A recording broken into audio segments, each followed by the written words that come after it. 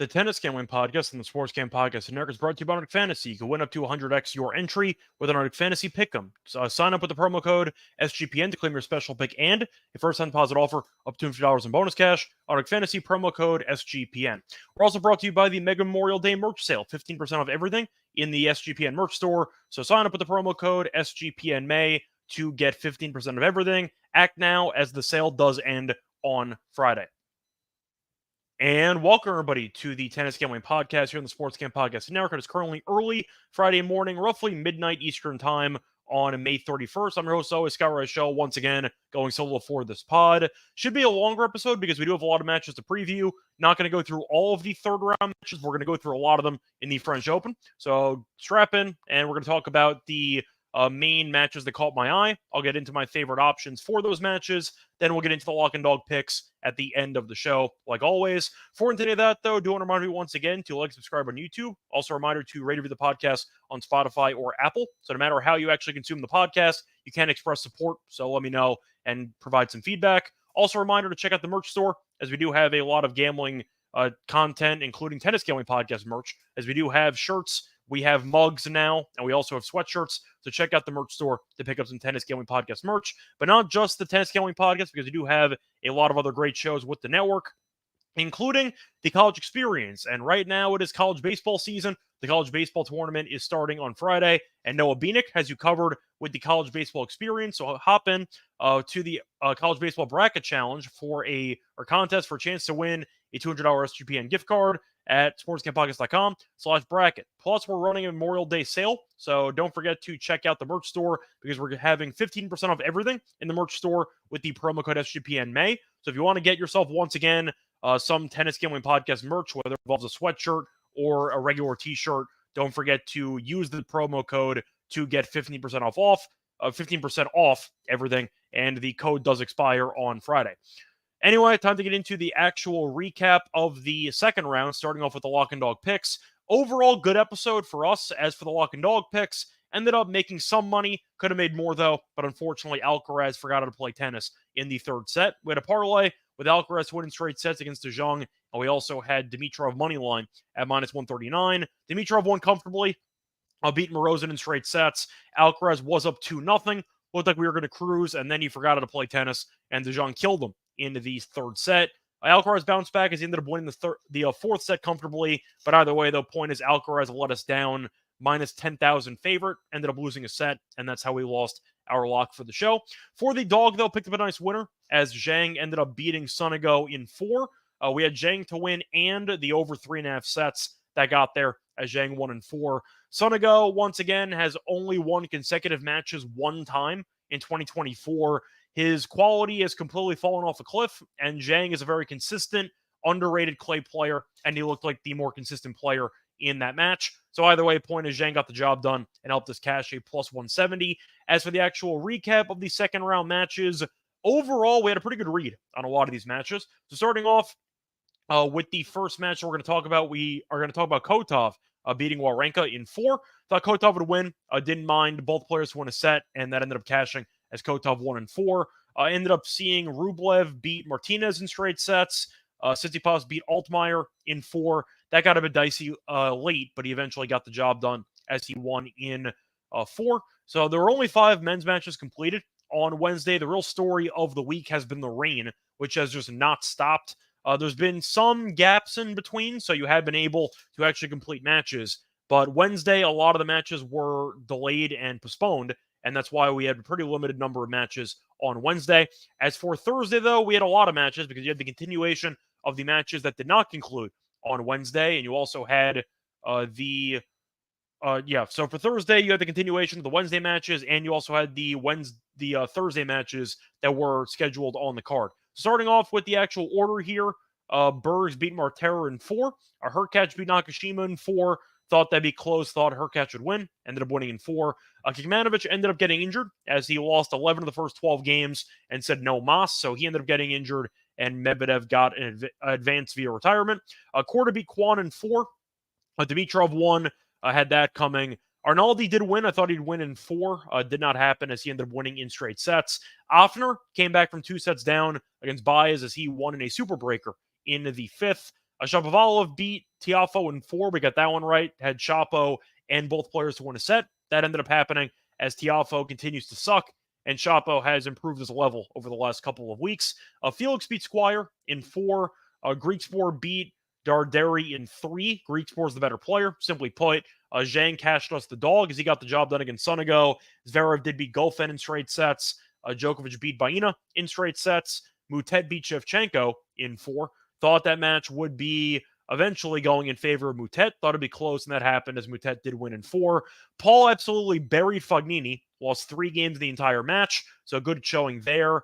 Shelton ended up beating Nishikori via retirement. Props to Nishikori for winning a round and for making the match competitive. He had a set point in the first set breaker. I believe he was up 5-2 in the first set breaker before things kind of fell apart for him. But Nishikori didn't have the energy, and his knee kind of acted up again, so he ended up retiring, and Shelton ended up advancing.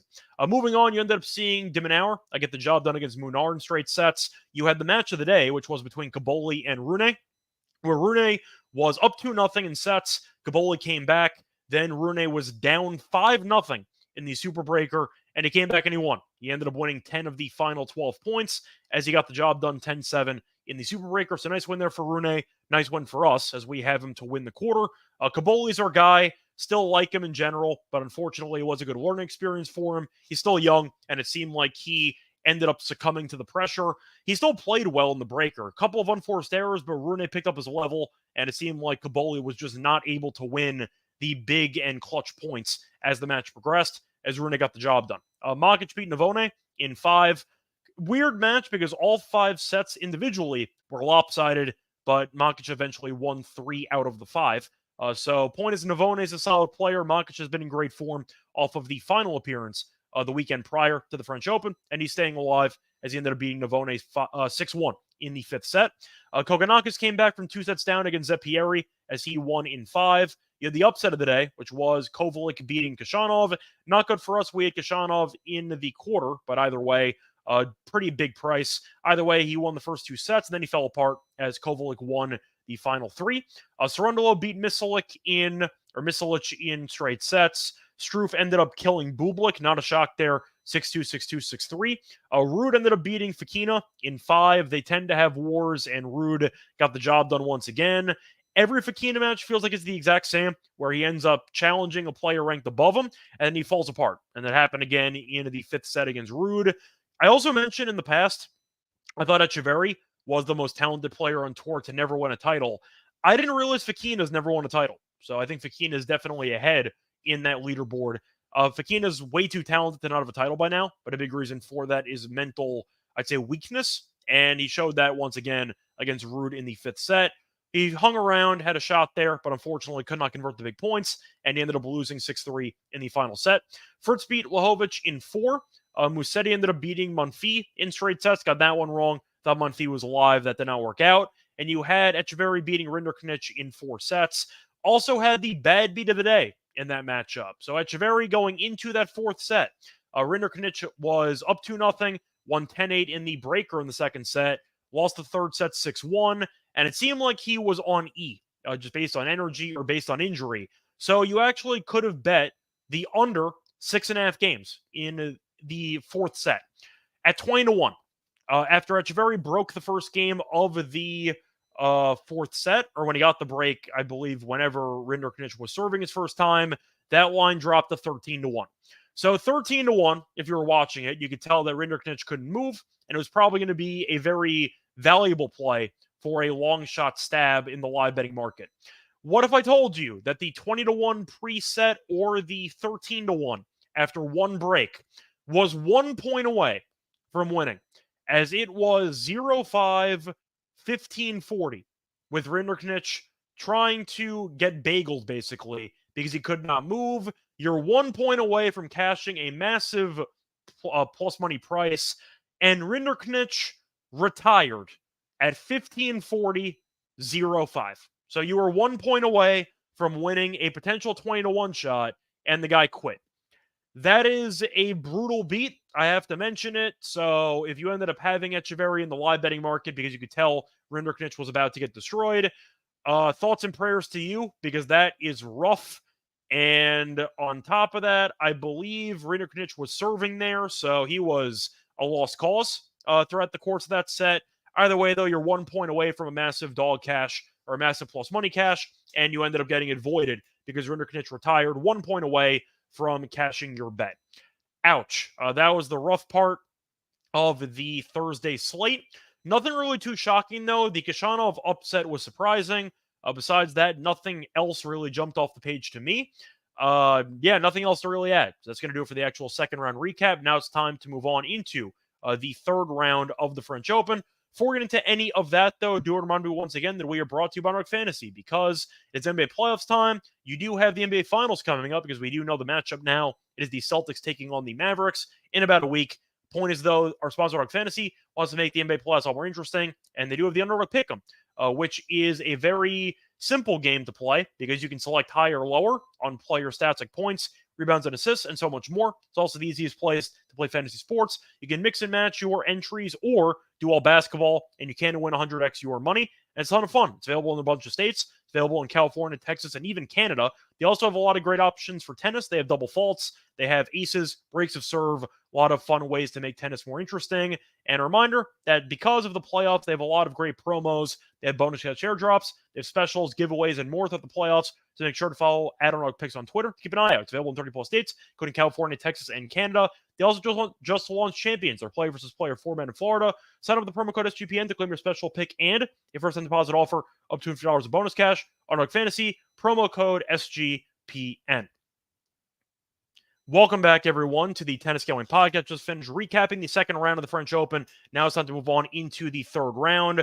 Starting off, a reminder, though, that we're not going to cover every match. We're going to cover some of them, and we don't have lines on every match, but I'm going to do my best with what we have. Starting off with the first match of the day, you have Rublev taking on Arnaldi. For this one, Rublev's a massive favorite. He's around -5.5. Arnaldi's +5.5. The over-under for games is set at 36.5.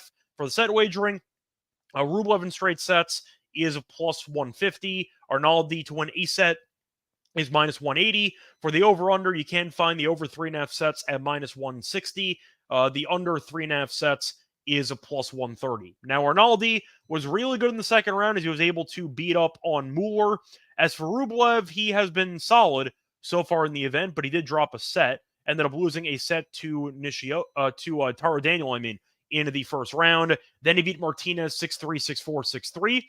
Arnaldi, though, dropped one set to Fees and ended up beating Mueller in straight sets. In terms of value, I think Rublev's going to win. I think Rublev's the better player. He's 1-0 in the head-to-head, beating him in Vienna on hard court last year. For value alone, I'm going to lean to Rublev in straight sets at +150. I think Arnaldi can make at least one set competitive, but I think his serve is a bit weak, and I do think that Rublev can capitalize on that. I think for the sake of this matchup, looking for value, if I'm picking Rublev to win, then I do think that there might be a little bit of value on the favorite to win by margin. Give me Rublev to win in straight sets at +150. Both guys can hit hard, but I do think that Rublev is a bit more consistent with his powerful ground strokes. So give me Rublev at +150 to not drop a set.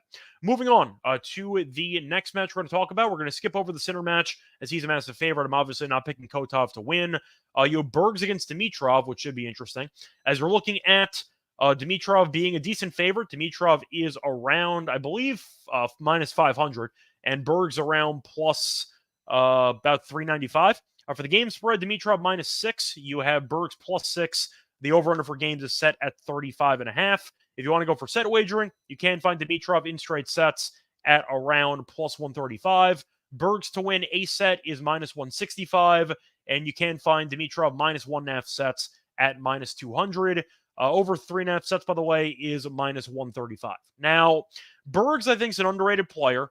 Dimitrov, though, is definitely better, and it's not close. Now, Bergs so far in the event has really been impressive because he was able to go through qualifying, came back from a set down, and he was really down a lot in that second set against Tabilo, and then he got the job done in 4. Then he beat Marter in 4 sets as well. Dimitrov, though, is a massive step up in competition. We saw Dimitrov look very comfortable against Morozin and Kovacevic. I think for the sake of this matchup, I would lean to Dimitrov -1.5 sets. It is -200, so maybe if you want to put it in a parlay, I don't mind it. I think that Bergs is going to lose. Maybe wins a set. So if you want over 3.5 sets of minus 135, I don't hate it, but I think Dimitrov's going to win. So I will lean to Dimitrov minus 1.5 sets at minus 200 as a parlay piece. Moving on to the next matchup. We're going to skip over a couple because we're going to save them for later in the show. Going to look at a matchup between, you know what, we'll go with Korda against Alcaraz. And for this one, Alcaraz, obviously massive favorite as he's around minus 1,000, I believe. You're looking at Korda being around plus 600-700. For the game spread, you have Alcaraz minus 7.5 games at plus 105. Korda plus 7.5 games is minus 125. The over-under for games is set at 32.5. For the set wagering, you have Alcaraz in straight sets at minus 110. Korda to win a set is minus 120. Over 3.5 sets is minus 105. And the under 3.5 sets is minus 125. Now, for starters, if you do like Korda to win a set, then you might as well take the over 3.5 sets because you're saving 15 cents. And Alcaraz should definitely win at least one set in this matchup. Now, they faced off 3 times in their careers. Faced off in the French Open, actually, 2 years ago. And Alcaraz did win that one in straight sets. But Alcaraz has been good in the head-to-head. He is 3-1. Next gen final in 2021, won in straight sets. Faced off in Monte Carlo. Korda did win in 2022 in 3. Faced off in Roland Garros in 2022. Alcaraz won in straight sets. Faced off in London on grass last year, and Alcaraz did win in straight sets. Now, Alcaraz was fine against De Jong, but the unforced error count was an issue. His serve was not great, and it did feel like Alcaraz's level did dip a bit as the match progressed. Korda, though, has been solid so far in the event as he was able to beat Mayotte in straight sets in the first round, and he ended up beating Kwon in 4 in the second round. If I had to go for value, I'd lean to Alcaraz in straight sets. I know he just burned us against De Jong, and I do think Korda's better than De Jong, but Korda, historically speaking, has been a massive choker, and it's a massive match for him. I just think he's going to eventually blink, and I think that if things go poorly for him early in this match, it's going to snowball. Now, maybe you'll get a breaker in there, so you might have to sweat out one set.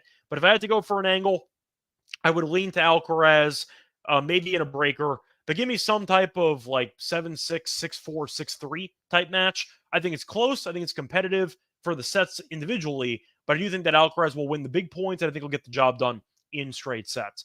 Moving on to the next day. Kind of covered everything I wanted to cover for the Friday matches. Moving on to the Saturday matches, you have a lot of interesting matches on the card. So starting off with the early match, you have, or at least what's listed first, you have Cerundolo taking on Paul. I see minus 110 on both sides. For the sake of the head-to-head, though, it is very close. It is 3-2 in favor of Cerundolo. They have faced off 5 times in their careers.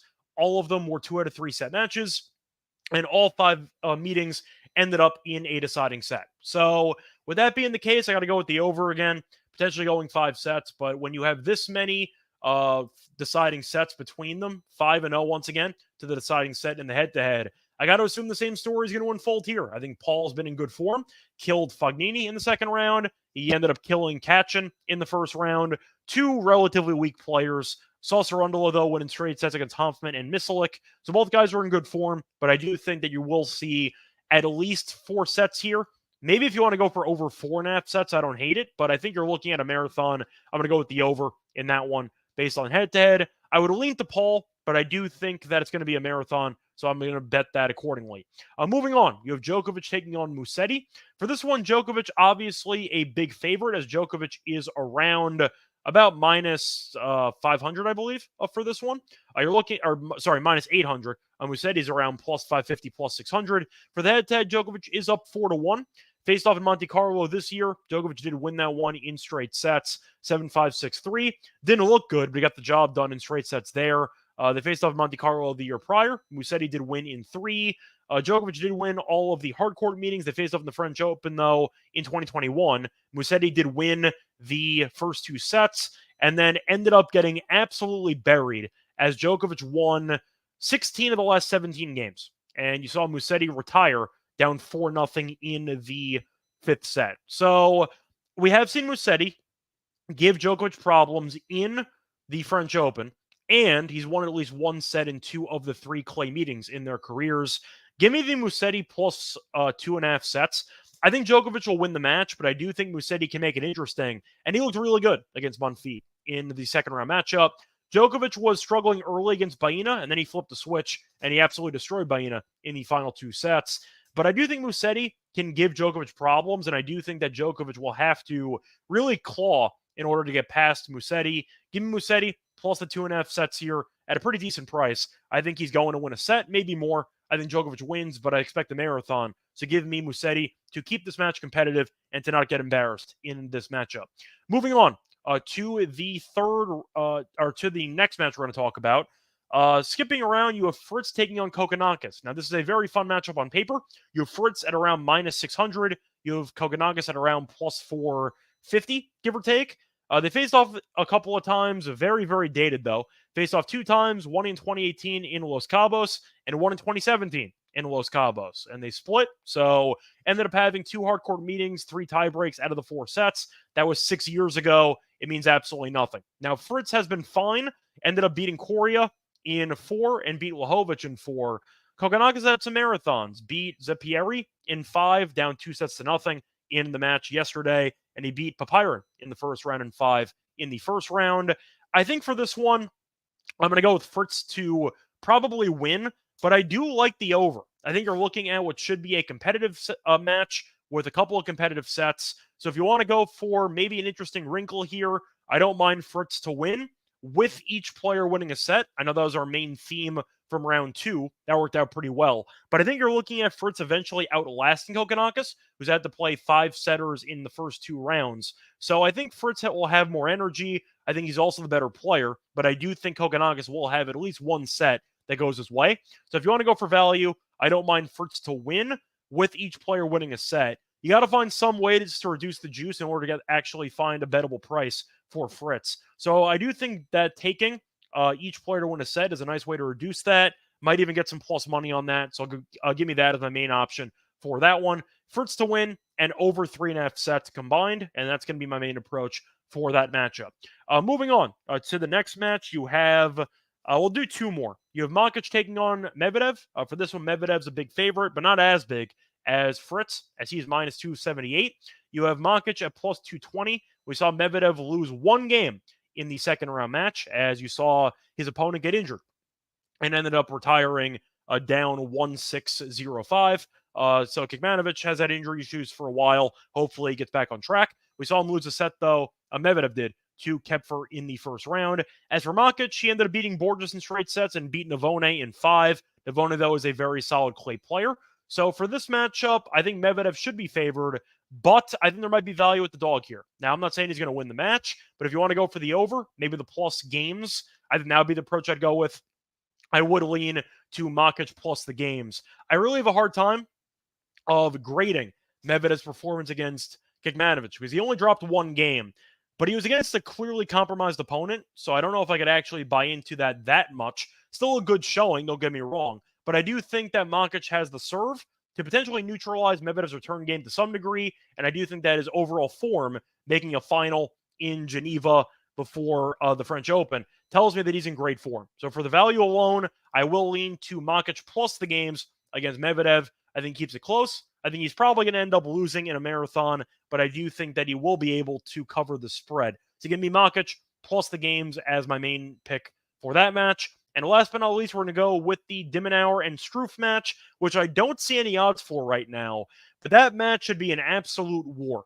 They faced off 5 times. It is 3-2 in the head-to-head to Dimmenauer. Dimmenauer has actually lost 2 of the last 3.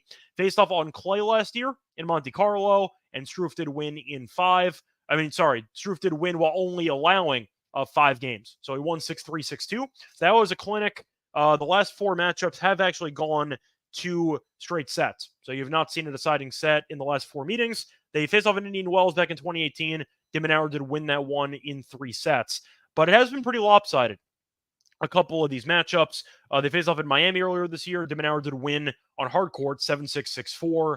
Both guys looked really good in the last matchup. You saw Dimmenauer not drop a set yet, beat Mickelson 6-1, 6-0, 6-2, and beat Munar 7-5, 6-1, 6-4. As for Struff, though, he's been rolling, beat Burachaga, and ended up beating Bublik comfortably in the second round. For this one, I'm going to lean to the over, but I do think I'm going to lean to Struff. I think Struff's in great form. We saw him win a title, his first ever title, in Germany a couple of weeks ago. He's playing great tennis. The real story for me is going to be the serve. I just think Struff's going to be able to win more free points. And I think that de Minaur, who historically speaking has always been, I'd say, the least comfortable on clay, I think he might struggle in the spot. I don't mind Struff and the both players who win a set angle again, but I do think you're looking at a player that is really in great form. And even though I did pick de Minaur to win the quarter at a long shot, Struff has been really dominant, and I'm going to back him in the spot. I don't have prices, though. I think de Minaur will be favored because he's the higher-ranked player, and I think it's going to be a decent dog price for Struff, so give me Struff to get the job done in the third round. That's going to wrap it up, though, for the actual preview of some matches from the third round of the French Open. Now it's time for the lock and dog picks, but before we continue that, do want to remind you once again that we are brought to you by Rhythm. If you're betting on NBA player props, then you need to get Rhythm. They also have WNBA lines, by the way, so keep that in mind. Rhythm gives you a menu of the best player props for every single NBA playoff game, making it easy to go through and to find the best props for you to put your money on. They have a bunch of predictions backed by over 3 years of data and a team of data scientists and quants that'll focus on fine-tuning the algorithm to give you the best chance at winning. Rhythm pairs its predictions with player prop graphs to help you feel more confident with your picks, whether it involves DFS or actual bets. From superstars to bench players, Rhythm does have player prop lines, all backed by AI data, without you needing to endlessly scroll a sports book. They also allow you to create your own custom NBA model, so you can get AI-backed money line, spread, and total picks for every playoff game. Start a free 7-day trial and start winning your NBA player props with Rhythm. Available wherever you do get your apps. Welcome back, everyone, to the Tennis Gambling Podcast. Just finished previewing the third round of the French Open. Now it's time for the lock and dog picks. Mentioned before, I was skipping a couple of matches because we were going to go to those matches in a little while. Now it's the time. So for the lock, I'm going to go to a matchup between Shelton and Felix. And for this one, I am going to go with Felix money line at -155. If you want to go for the games, I don't mind that either. But I do think this match could be competitive. But Felix is definitely more comfortable on clay. Felix has won 8 of the last 10 clay matches. We saw him make a final about a week or two before the French Open, before losing to Rublev in 3. Point is, he's been in great form, and I do think that he is the better player on the surface, which tells me that Shelton might be up against it. Now, Shelton was able to win the first 2 rounds.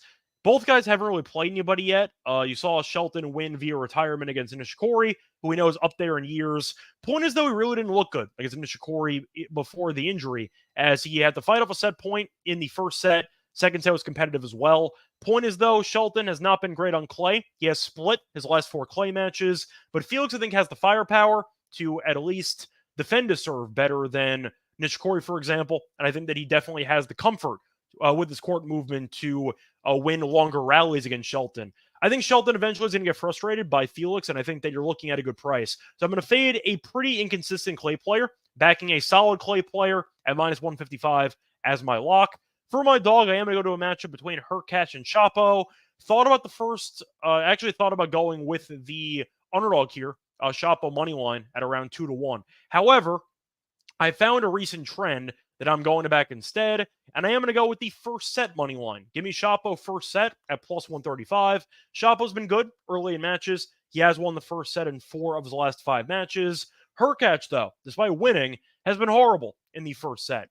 Hurkacz has lost the first set in 4 straight matches, so he's been able to get by in the first 2 rounds without actually getting off the fast starts. I see a similar story here. Chapo, we know, has a lot of firepower and a lot of energy, but it can definitely be erratic at times.